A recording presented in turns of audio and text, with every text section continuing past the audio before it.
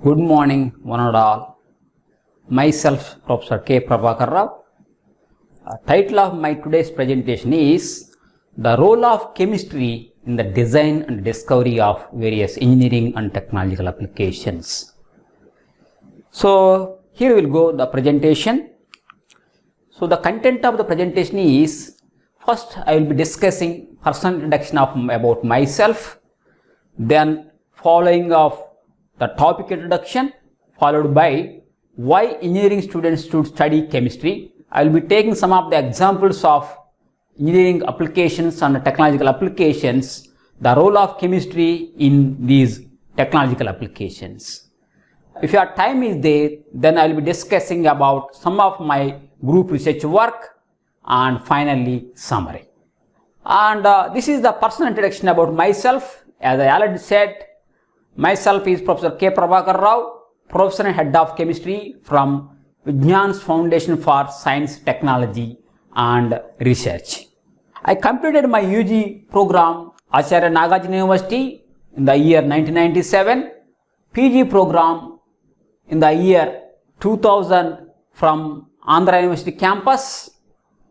In the same year I joined through GATE, IIT Madras. I completed my PhD in IIT Madras in the year 2005. After my PhD, I immediately joined as a CSR COE fellowship from the Professor CNR Group in Bangalore, Jawaharlal Nehru Center for Advanced Scientific Research. There I worked almost 2 years from 2005 to 2007, and meanwhile I got Global Center of Excellence Fellowship from the Government of Japan, and I moved to the University of Tokyo. So, in that university, I worked with Professor Hiroshi Nishihara, which is world 22nd rank university. From there, I moved to other part of the Japan, Kyoto University. There I worked from 2011 to 2012 with Professor Susumu Kitagawa, which is world 33rd rank as a project assistant professor. From there, I directly joined in Vijnan University, initially as assistant professor in the year 2013 to 15. Then in 2015 I promoted to associate professor. Until 2018 I worked as associate professor. In 2019 onwards I became a professor and head of chemistry division. So totally I have 15 years of experience, including PhD, 20 years of experience. So these are some of my awards and achievements. Qualified GATE in the year 2000, UGC NET 2001, and CSR COE Fellowship from India 2007, Global Center of Excellence Fellowship from Japan 2007, and ICMS Fellowship 2011, reviewed to JACS, which is a famous journal in chemistry, and some of the awards like 100% results several times, and reviewed to more than 10 DST projects, CSR Lifetime Member 2018, APAS Andhra Pradesh Academy of Sciences Fellow Award, research several times, research appreciation from Vice Chancellor, DST SERB project. So far I have 2 projects from DST SERB of worth more than 70 lakhs, one internal project from VFSTR. These are some of the awards and achievements from myself. So then, research achievements, for any scientist, research achievements are very important. I have totally 44 publications of Scopus and SA indexed, cumulative impact factor of 145 with the average impact factor of close to 4, and total citations are 760. One of paper has citations of 142, H index of 13, patents of 3, 2 of them are already granted, one is in pending. I have one consultancy project, conferences are 40, I have totally 12 invited talks, and workshop 10. As I said earlier also, I have completed or ongoing projects are totally 3 of worth 78 lakhs. So these are my research achievements. Having said that, so now let us see what my group is working on. So my group name is New Generation Materials Lab, NGML Lab. Myself, group leader, Professor K. Prabhakar Rao, and I have 6 working PhD scholars and two already awarded. These are the two students awarded in 2018 and 19 respectively. And these are some of my areas of research.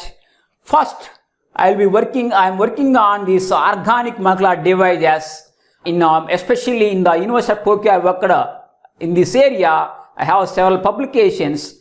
So in this area mainly we are working on various organic molecules which can be useful for mainly electronic applications like field emission transistors, organic light emitting diodes, etc. And other part of the work is organic synthesis, and in this work actually I started this area after I joined Vijnana University. These are some of my publications. In this area we are mainly working on various drugs design and synthesis. And other part of my major part of the work is porous coordination polymers, which today I am going to discuss if time permits.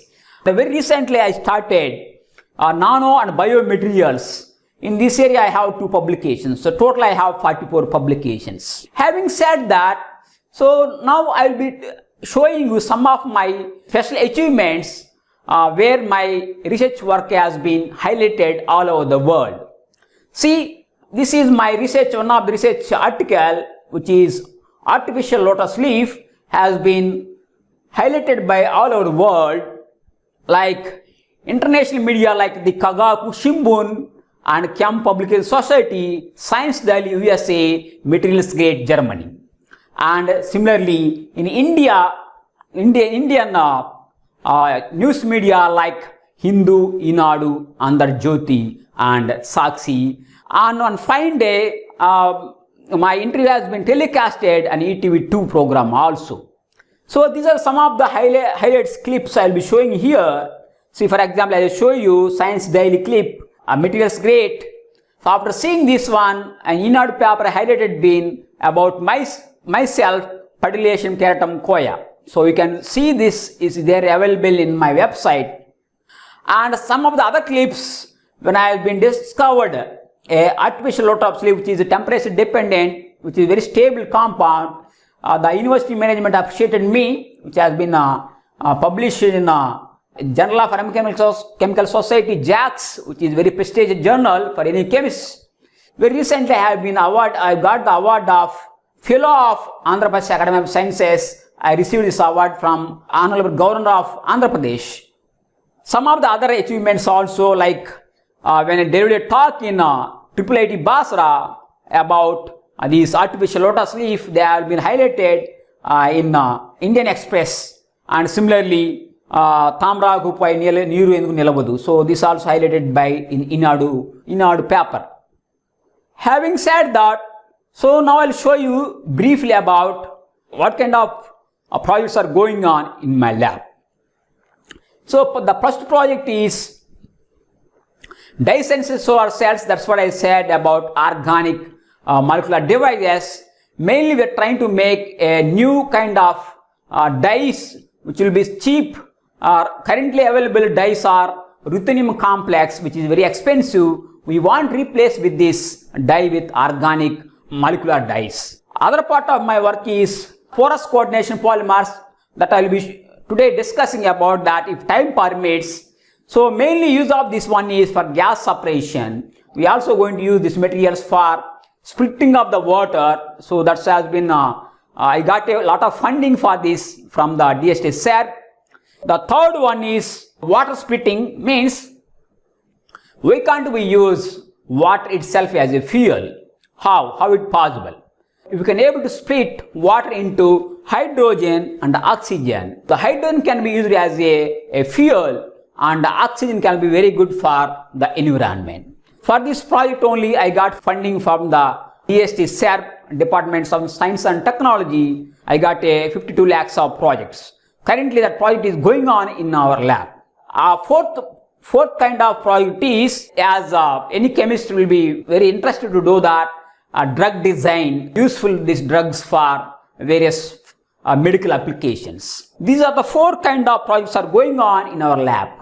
Having said that, so now we'll come to the topic of today's presentation, the role of chemistry for discovering various engineering and technological applications. First, let me introduce this topic. I think this question is especially for the BTech students rated first year. This question is mainly for the students. How many of you can able to define chemistry? So you learn a lot of chemistry up to +2 level. I think you learn even first year of your BTech also. Let me see how many you can answer define chemistry. I'm sure not many of you know exact definition. The main reason for that, because the way we learn is not topic wise understanding the science in deep. So we are going to learn basically how much is useful for examinations. So what are the topic you learn, you should learn very clearly and very deeply. So then only this science will be useful for discovering of engineering and technological applications. As I asked you, how many you can able to define? I am sure not many of you know exact definition, a recent definition. Here we go. So the definition of chemistry is the study of matter and the changes which it undergoes, which has been phrased by Professor Raymond Chang. How many of you know this definition? I am sure not many of you. Other question is, okay sir, even if you know the definition, why should an engineering student study chemistry? Where I am going to answer by giving this talk. Now let us see how much the chemistry need not be chemistry, science, in fact physics, mathematics, biology. How much it will be useful for an engineering student. As the many scientists always say that the science is like a mother, all the technological applications are fruits. So science means it includes physics, mathematics and chemistry. Especially there is always connection will be there between the science and technology. If you have very strong background in science, you can always excel for discovering of engineering and technological applications. Since I am a chemistry faculty, I will be telling you about why the chemistry plays a crucial role when you want to excel in skills in engineering and technological applications. So in order to tell you about that, I will show you very recent chemistry discoveries, because we know that discoveries means we basically take a Nobel Prize, because we know that Nobel Prize is one of the very prestigious, very high amount of the prize and very highest prize in a scientific field. So that's the reason why I am taking Nobel Prize. I'll be discussing about very recent discoveries in 2019 Nobel Prize and 2018 and 17 Nobel Prizes. 2019 Nobel Prize has been awarded in lithium-ion battery. I think all of you know that lithium-ion battery in fact is mainly useful for electronic devices and engineering application. But the Nobel Prize is given in chemistry. These are the three scientists who got Nobel Prize: Professor John Goodenough, M. Stanley Whittingham and Akira Ashino. So these are three scientists got Nobel Prize shared equally. We know that the lithium-ion battery is very, very important these days. In almost all electronic device, we are using lithium-ion battery. Up to now, we are thinking that batteries and electronic product is related to engineering. But so lot of chemistry behind in the discovery of this lithium-ion battery. So that I will be discussing. That's what all this topic about is. What is the role of chemistry in discovering of various engineering and technological applications? Similarly, you can look into that 2018 Nobel Prize, which has been awarded, one half to Franz H. Arnold and second half jointly to George P. Smith and Sir George P. Winter. You know for what discovery? For the phase display of peptides and antibodies. So all of you getting surprised, because you know that peptides and antibodies mainly are related to biology The application parts are related to the pharmacy and the medicinal applications. But the Nobel Prize has been awarded in chemistry. Similarly, 2017 Nobel Prize has been jointly awarded to Professor Jacques Dubochet, Jacques Frank and Richard Henderson for developing of cryomicroscope. In fact, cryomicroscope mostly related to the medicinal and mechanical engineering. So this is the cryomicroscope what they discovered. After looking at these three discoveries, means lithium-ion battery, the peptides and antibodies, and cryomicroscope, you can look into these discoveries not exactly related to the chemistry, but the Nobel Prize has given in chemistry, and some of the professors also belongs to chemistry. But in discoveries, what I would like to say that whether it belongs to various branches of engineering like CSE, ECE, EEE, mechanical, biotechnology, chemical, or whatever it may be. For all the engineering students, chemistry is an important topic, important subjects to understand. If you are very strong in chemistry, need not be a chemistry, if you are very strong in sciences like physics, mathematics, chemistry, and biology, who are from biological background, you can easily excel in engineering disciplines also. Now I'll be taking some of the engineering applications. I think maybe at least 3 or 4 engineering technological applications, very important technological applications. What is the chemistry play a role for discovering of these engineering applications? I will be listing out here some of the very important top 10 technological engineering applications. Some of them belongs to engineering students also. For example, water technology, fuel technology, nanotechnology, polymer technology, biotechnology who are from biological background, and food technology very important because these days food play a crucial role. So in fact in India, food technology not improved much compared to when foreign countries, but slowly growing in India now. Electronic communication mainly useful for ECE and EEE students. Materials engineering for metallurgical and mechanical students. And fashion technology, which also mostly related to textile, and this has a lot of importance. So they also chemistry play a crucial role. Transportation, mainly mechanical and other students. So all these 10 technologies, chemistry play a crucial role. In fact, I did not mention it, but even in information technology also we need a lot of storage devices. There the materials are mainly made up of kind of chemical compounds. Anyhow, it is not possible to discuss all these 10 technologies. So I will be telling about first 3 technological applications where chemistry play a crucial role. So now let us see the first technological applications. I think some of you have a water technology also in your engineering chemistry. Even we also have in our university. The first technology what I am going to discuss about is water technology. Why I said water technology? I will ask very simple question. So 10 years back, how many have really used a mineral water bottle or a mineral water? I think not many, including me. I also never used. But now almost all of you are using a mineral water. It can be purified by various kind of techniques. What is the reason for that?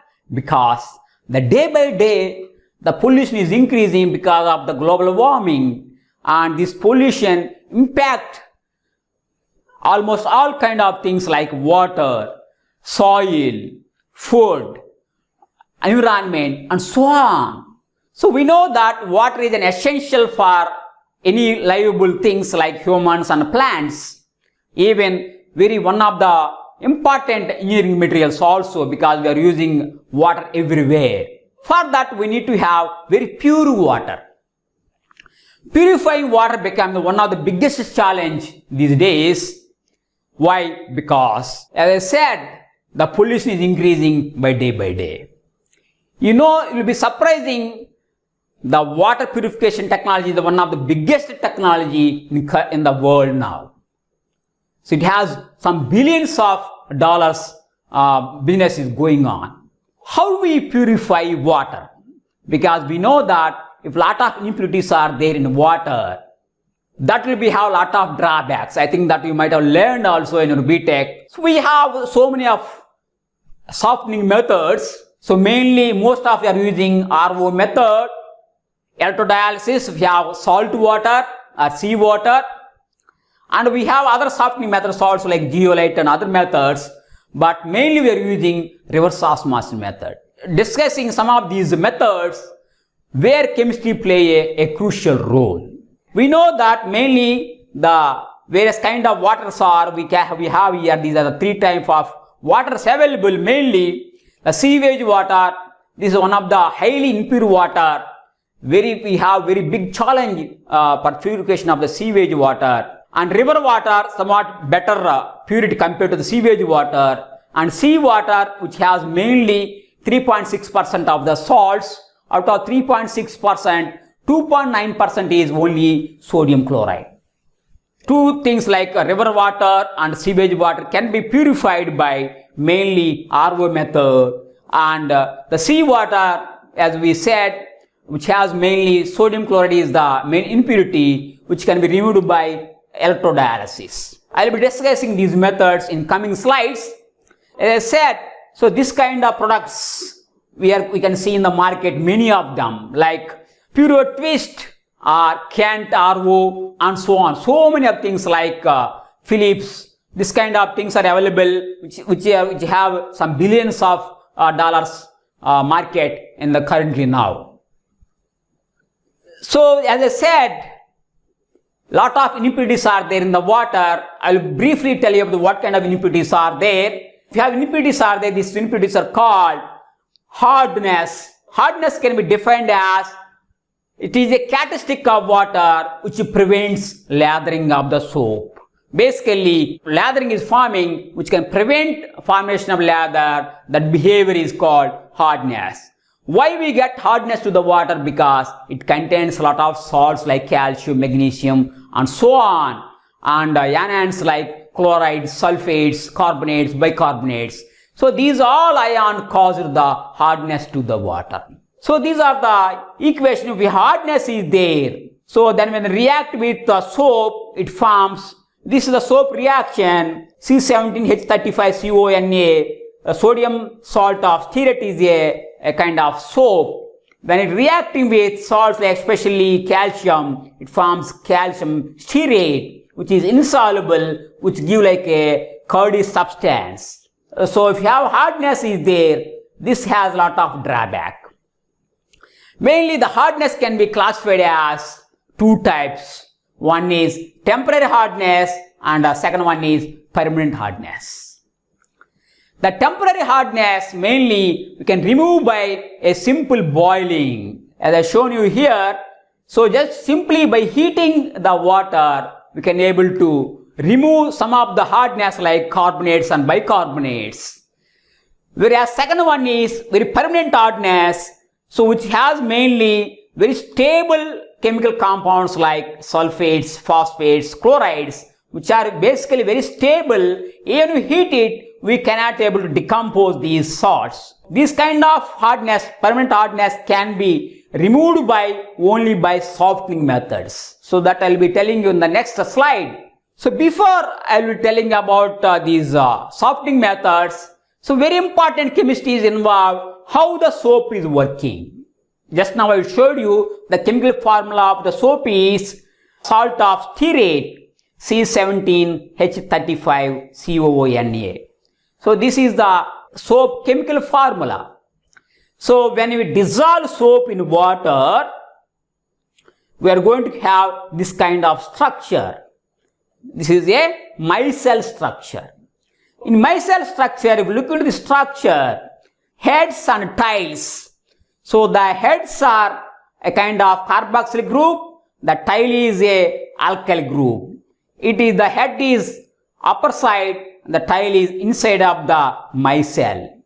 So this kind of structure is forming Basically, this structure can be removed, the dust. How it can be removed? Because we know that the carboxylic acid group is hydrophilic, means which loves water, which makes sure that the soap is dissolving in the water. Whereas hydrophobic region, the alkyl groups which are hydrophobic region, means which hates water, but it tries to absorb the oil present in the as a dust. So from on cloths or on the body. Basically, the heads can be dissolved in the soap, the tail can be removed the dust oil or maybe dirty oil from your cloths on body. So like that, the soap is working. If you have a hardness, maybe this soap will be reacting with the salts present in water like calcium and magnesium, and a lot of soap will be wasted. And that is the reason why we need to get very pure water. So these are the reactions with soap with hard water. Just now I told you the soap reacts with calcium, forms calcium stearate, which is insoluble. It forms a curdy substance. So if you don't have any hardness like soft water or pure water, when react with the soap, we are going to get lather. Lather means nuraga. So this is a good stage, but this is not very good stage. So that's the reason why here also chemistry, sodium salt of stearate plays a crucial role when it forms a micelle kind of structure. This is very important. Similarly, now let us see purification of the water. How do we purify water? I will be telling you about these methods. The first method is the zeolite ion exchange method. Both have similar kind of mechanism. So this is the ion exchange method, or maybe you can also say that zeolitic method. The material is different. We can use the method is same, zeolite or ion exchange. Zeolite means this is the zeolite which has an inorganic compound, hydrated salt of sodium aluminum silicate. So this is a chemical compound. The sodium Na2 plays a crucial role which can exchange various salts present in the water. So when you send the water, impure water to the zeolitic bed. Similarly, in this place we can use an ion exchange regime. This is the ion exchange regime. We can use cation regime or anion regime. So compared to the zeolitic method, in fact zeolitic method we can able to remove only positive cations, but in ion exchange method using cation regime we can remove all the cations. This is a very big polymer regime, so big chemical compound which can be removed easily all the cations. Similarly, we can have anion regime also, that will be removed all the anions. This is actually an engineering product, zeolitic and ion exchange method, but the crucial point here is the zeolite and ion exchange regime, which is a polymer which can be removed all the cations and anions. Similarly, so this is electrodialysis. So electrodialysis can be mainly used for removal of the sodium chloride present in the water. So we look into this diagram. We have an anode and a cathode. So, and anodes and cathodes are connected to the power. As long as power is there, we can able to remove the salts present in water, especially sodium chloride. If you look into this diagram, see that cathode means we know that which can attract cation. Anode means which can attract anion. So basically, the cathode and anodes are not very important here. The important one is a semi-permeable membrane. This is the semi-permeable membrane, so which can be mainly made up of two kind of membranes. If you want to allow only cations, we should have this kind of regime. If you want to allow only anions, we should have this kind of regime. So basically, the semi-permeable membrane plays a crucial role in this electrodialysis. Again, as I said, chemistry plays a crucial role. Even though electrodialysis is an engineered product, but chemistry plays a crucial role. So these are the semi-permeable membranes we mainly use in this method. Whereas the third method, reverse osmosis method.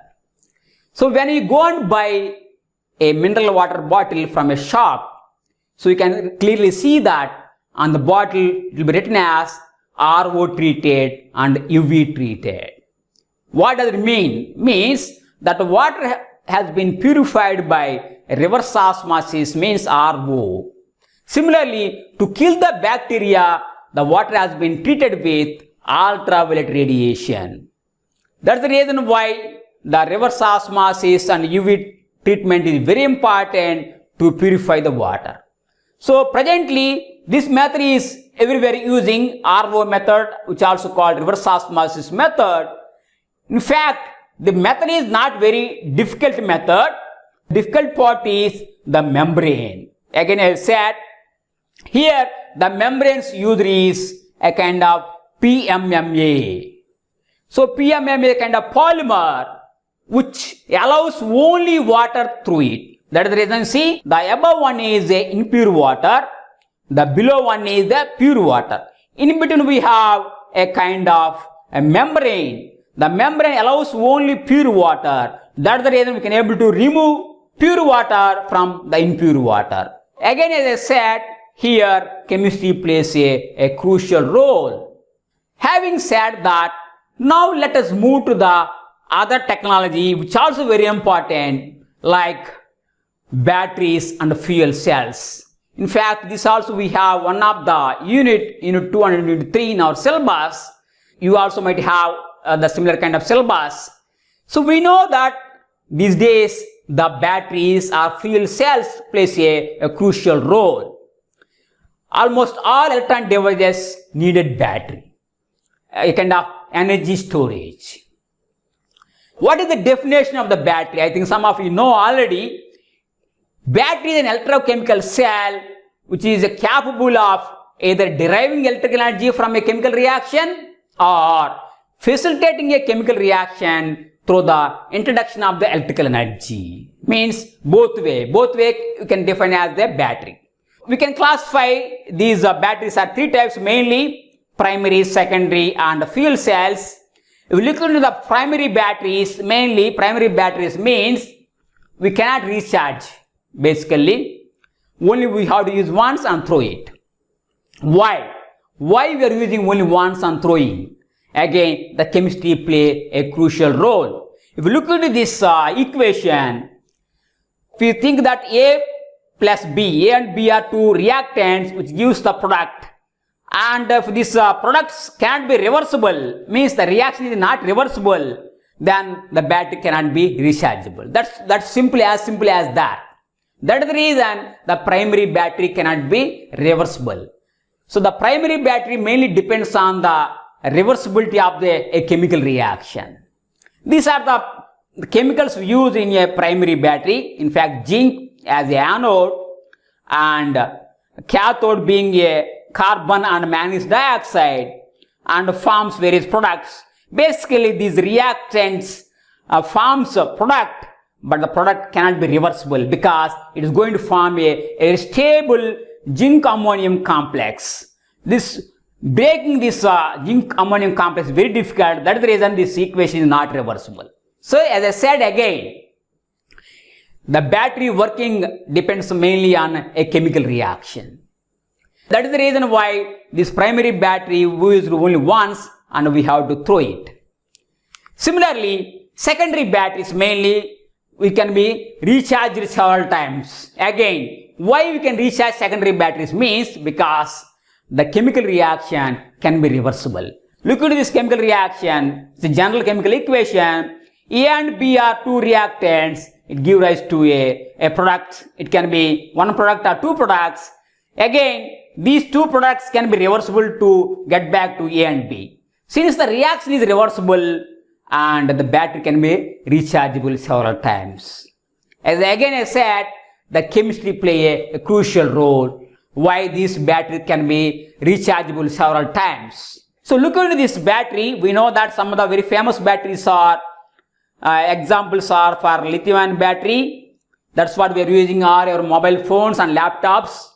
As I said in previous my slides, a Nobel Prize of last year 2019 has been given to lithium-ion battery. Basically, this is the chemical equations are going on in a lithium-ion battery. Lithium intercalated graphite used as a anode, and lithium manganese dioxide can be used as a cathode material. And basically, if you look into this animation figure, so look into this animation figure, see that, so there is a mobility of the lithium ion from anode to cathode, cathode to anode. But in other batteries, only electrons are moving from anode to cathode. But in a lithium-ion battery, along with the electrons and the lithium also moving. So we can redefine as electricity or current is a kind of mobility of the charge carriers. So that is the reason why the lithium-ion battery has a large amount of the power when compared to the weight ratio. Again, as I said here, the chemistry between the lithium intercalated graphite and lithium cobalt oxide plays a crucial role why this battery become very famous. So similarly, let us see that lead acid battery we are using every day in all our automobiles like cars, buses and so on. And similarly, in inverters we are using lithium. If we look into this cell diagram of this lead acid battery, very simple chemistry is involved here. So lead is used as a kind of anode. Lead dioxide can be used as a cathode.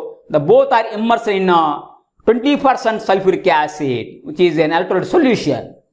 A kind of oxidation reaction always occurs at anode. A kind of reduction reactors occur always at cathode. The electrons flow from anode to cathode, which produce the voltage or power. Again here, lead acid battery, lead and lead dioxide plays a crucial chemistry which is important for lead acid battery. In fact, this has been discovered almost more than 100 years, but still we are using. So that is the importance of chemistry. And the third kind of battery is a kind of flow battery, which also called fuel cells. Mainly, this is somewhat different to the battery. In fact, in the first battery, primary and secondary batteries, we can store the energy, but in fuel cells, we cannot store the energy. Only thing is, we can able to get the energy doing a chemical reaction. As long as we are sending kind of reactants, we can able to get energy.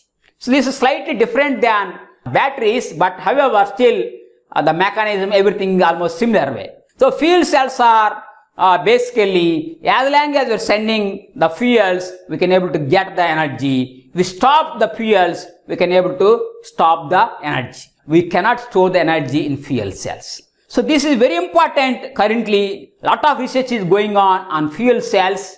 We know that very important fuel cell is hydrogen oxygen fuel cell, including rockets and green cars, that is called hydrogen cars. So this is the simple mechanism. The reaction occurs in fuel cell. Very simple reaction. 2 molecules of hydrogen reacted with 1 molecule of oxygen give rise to a product of water. Very simple reaction.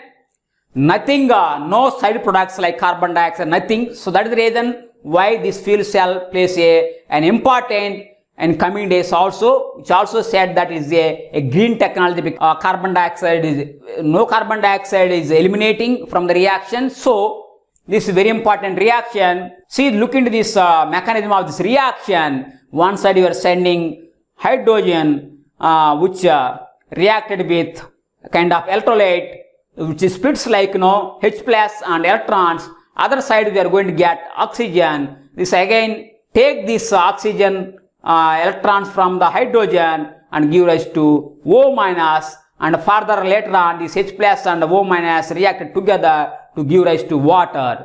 And since the electrons goes from anode to cathode, that's where we are going to get power. As I said again, in all these three kind of primary battery, secondary battery and flow battery, the chemistry play a crucial role.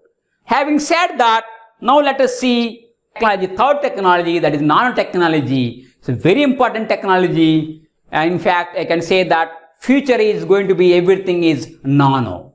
We are going to get almost all the devices in nanotechnological applications. So lot of importance are there in the coming future. So that's why everybody is going for nanotechnology.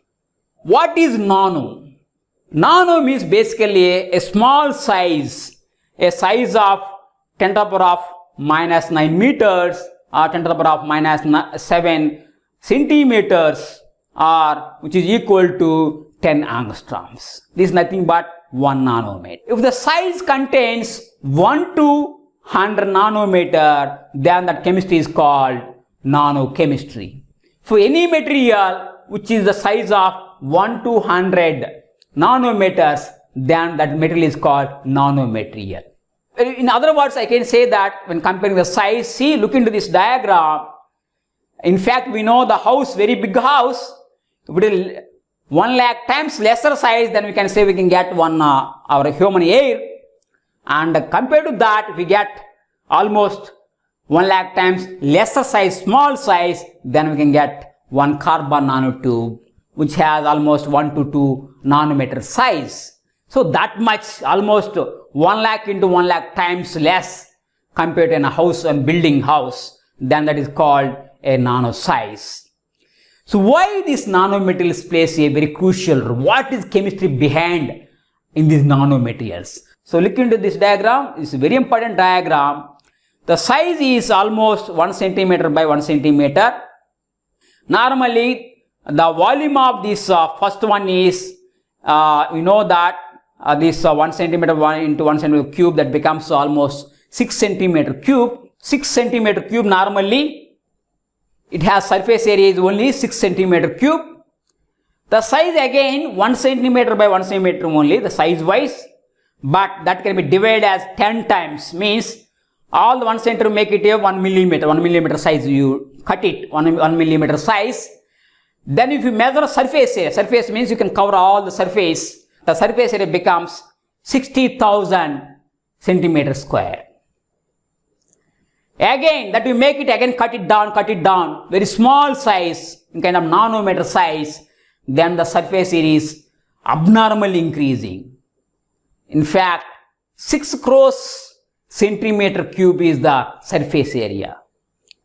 See, the size wise, I mean the material size wise 1 centimeter by 1 centimeter only, but if it is one particle of 1 centimeter by 1 centimeter, which has the volume of 6 centimeter cube, the same thing we convert you to the nanomaterials. Again, what are the material of 1 centimeter by 1 centimeter, cut it to the nanometer size, it became a surface area of 6 crores centimeter cube. Very simple question I will give you.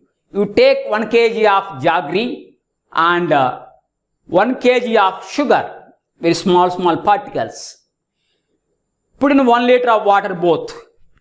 Which one will be dissolved first? I think all of you know the sugar. Why? Because the sugar size is very small and a jaggery of very big size of almost 1 kg. This cannot be dissolved because basically the surface area of sugar is very high. So that's the importance of nanochemistry. So whenever you have more surface area, it can react with other materials, or when you have small size, it has more surface area. When you have bigger size, only outside portion has the surface area. Inside particle cannot react with the other molecules, then the surface area is very less. What I want to say is, if the size is very big, the surface area is small.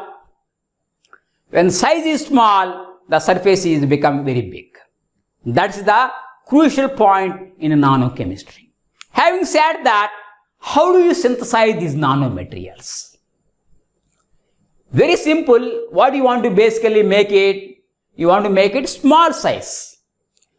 The first way of synthesizing, take the big one, cut it into a small things until you get a nanometer size. That we can say that simply a top-down approach.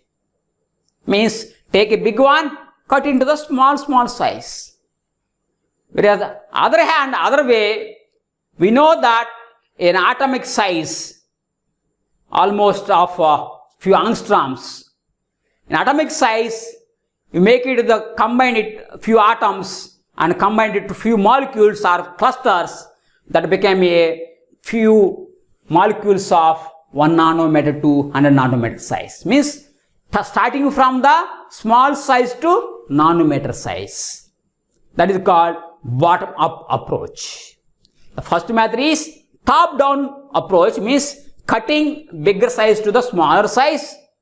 Other method is when making itself, make it from atoms to combining into molecules, combine to the clusters, which is the nanometer size. As I have shown in this diagram, both top-down process and bottom-up approach.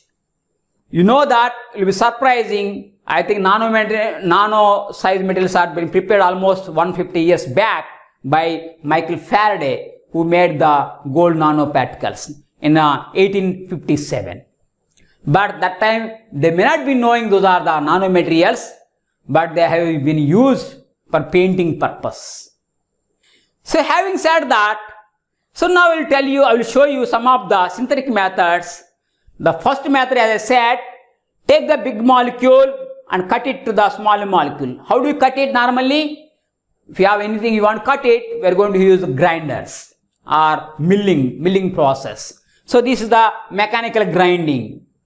Take the material and grind it several times, then we can be able to get small sizes, or maybe by using ball milling also. This is called top-down method. Take the big one and cutting to the small particles. Whereas other two methods are salt gel method or CVD method, chemical vapor deposition method. So this is a bottom-up approach. Means take atoms or molecules, combine it and become a nanometer size. See, for example, the salt gel method, initially we have a metals reacted with surfactants and forms a kind of complexes, and later on it forms a gel. When the gel is kind of calcinations, and the surfactant will be removed and leads to the nanoparticles.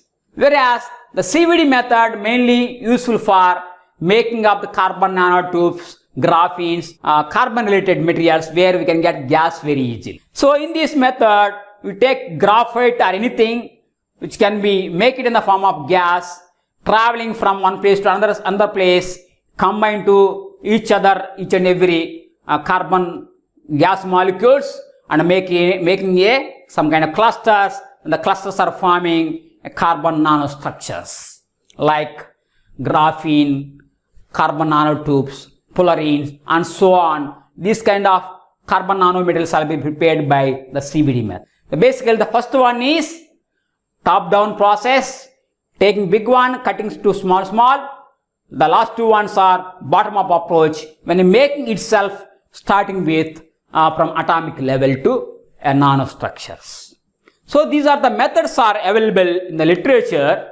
What is very crucial in this nanomaterial is its quantum effect. Why? If you have bigger size and when compared to smaller size, why they are so different and they have lot of electronic application? Why it's so? Mainly because of the quantum effect. What is the quantum effect? So look into this diagram. So this is the bulk. Bulk means very big size. Again you have nanostructure means smaller size, and other one is a kind of molecular structure, still smaller size. So when compared to the bulk size and the nanostructure, the band gap is different. When it comes to again molecular structure, the band gap is again varies. For example, look into this cadmium selenide. The material is same, but when it's changing the size from 2 nanometer to 8 nanometer, see, it has very beautiful color change from the blue to yellow to orange to red. Why? Because of the size difference, which makes a kind of difference in the quantum effect, or maybe we can say that band gap different, then the electrons flows from a valence bond to conduction band, then it gives the beautiful color emissions. So that's what about the importance of the nanomaterial. Having said that, now let us see in the market how many kind of nano products are there. So see, these are all nano products. Behind of these nano products are lot of chemistry or nanochemistry is involved. In fact, we know that our helmets, rockets are graphite, or we can say nano graphite related materials, or maybe again your cycles also these days made up with graphite, which has very lightweight. And similarly, you have here a kind of spectacles which is also made up with nano coating, which mainly absorb ultraviolet radiation, which means we can say that is a cool effect. And this is the pant, which is the wrinkle free, means you can never get wrinkles on the pant. Again, the class of the super hydrophobic means so it never become a wet. So wetless class. And similarly, you can see in the market lot of face creams and so on, which beautifies very nicely compared to bulk materials. And on the other side, you can see that very big market nowadays making of the carbon and nanotubes or polarins more costly than the 1 gram of the gold or platinum. So that is the reason why this nano industry or nanotechnology becomes very famous. So everybody going after this nano revolution or nanotechnology. Having said that, now let us go to the conclusions. As I initially said, the chemistry plays a crucial role, but that time many of you have a doubt. After looking at these lot of technological applications, all of you realizing that basic sciences such as chemistry, physics and mathematics play a crucial role for developing any technological application. Especially the chemistry plays a crucial role for making of the materials, which has a lot of importance in technological engineering applications. I hope that I convince in my first session about why is chemistry is very important for all engineering students. Thank you very much for your kind attention. I hope that you enjoyed my first session. If you have any questions, I am more than happy to answer. Thank you.